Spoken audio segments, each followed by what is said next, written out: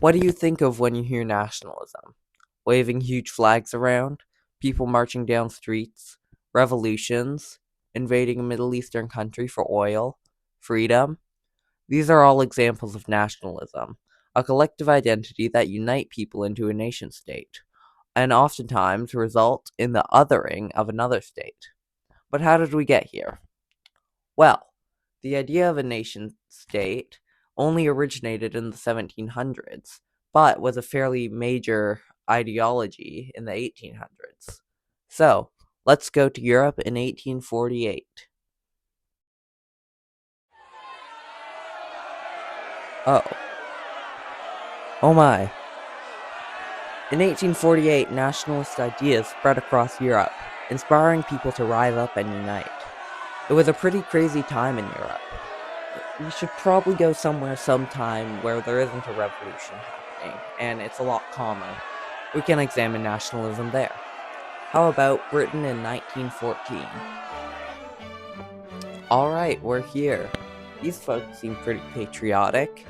Sir, excuse me, how did you get so patriotic?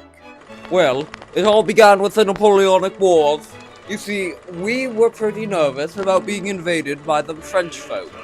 So, the newspaper published cartoons like this one to make us feel confident. When Napoleon was finally defeated, we were all very happy. So, you guys must have been pretty proud of yourself. Why does a sense of pride still linger today?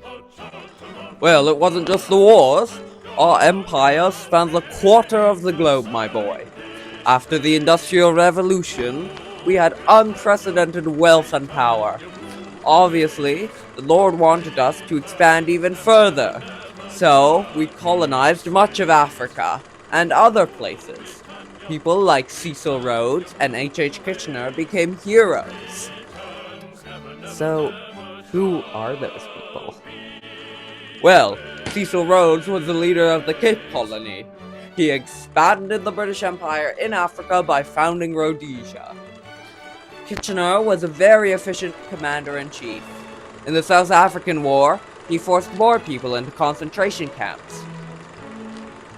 Both really great guys.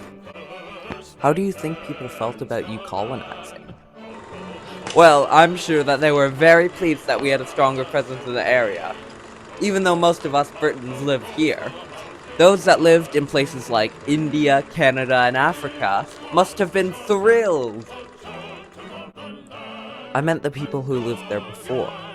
How do you think the people that were colonized felt about that? Oh, them. Well, I'm sure they didn't mind very much. You see, I read this popular poem called The White Man's Burden by Rudyard Kipling.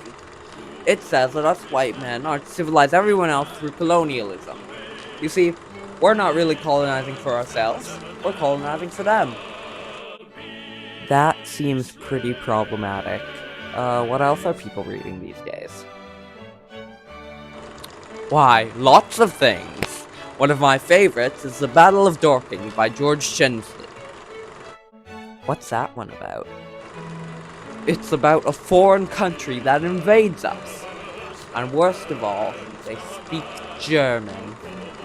Did this book scare you? No, not until the Germans united, that is. Now, they are very powerful. They might try to invade us, just like in the book. Do you think they actually will? Perhaps. Kaiser Wilhelm II is a pretty crazy guy. There's no telling what he might do next. Oh, I hope he doesn't, because France and Russia might break our treaty and take advantage of us. Well, thank you for your time. Alright, to the present.